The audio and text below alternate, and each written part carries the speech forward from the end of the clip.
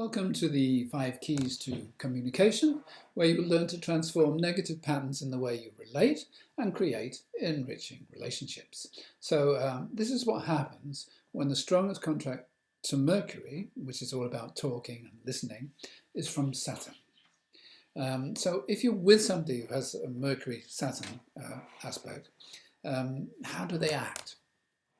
First of all, they tend to be a little dogmatic and pedantic. It's all about the facts. You have to stick to facts, and it can get a little bit boring, because it's like, there's not a lot of room for imagination in it. They're very sensitive about their intelligence, so that they're trying to prove their intelligence in one way or another, and they really don't like being wrong. So they get a bit defensive. They're oversensitive about being wrong. So there's a kind of subdued atmosphere in the communication. And the reason they kind of like that is because often the education was tough. Parents had high expectations, or siblings had high expectations. They made this person feel a little bit inferior. There was a tendency to, there's often some teacher at school that made them feel stupid. So there's pretty poor school experiences, some bad teacher. So they kind of get frightened of failure, frightened of failing exams and stuff like that.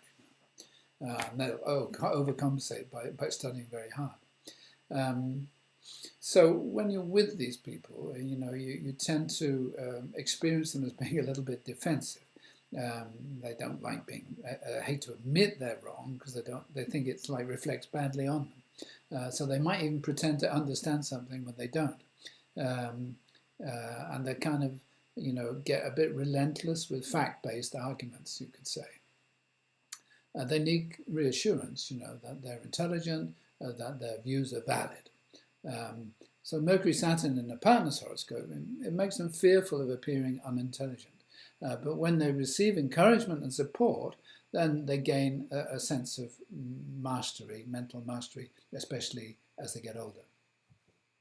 So what if you have the Mercury-Saturn contact? How do you act? Well, there's a secret fear, isn't there, of being exposed as ignorant.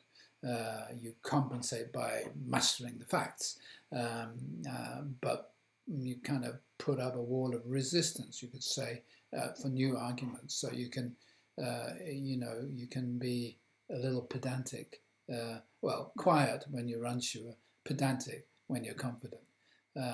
And this probably arises because of your relationship with sort of older siblings, or parental expectations, or feeling exposed at school, or maybe some health issue which prevented you from having, made you fall behind in some way. So what do you need to do? It's easy, if you don't understand something, you just sort of say, "Oh, can you repeat that?" or "Help me with that, I don't quite get it." Don't be sensitive about that. Now, don't be afraid to ask questions. And if you kind of failed at some educational project, which you may have done when you were young, it's cool to take this project up again in your 30s or anything like that. And because with age, you do gain a tremendous amount of qualification and mastery. And probably also, you need to work on an inner dialogue where you kind of dismiss yourself, self-dismissive inner dialogue. You need to praise yourself a lot. So when you're conscious of this kind of behavior, you learn how to transform the negative communication patterns, gaining confidence as you master new learning and skills.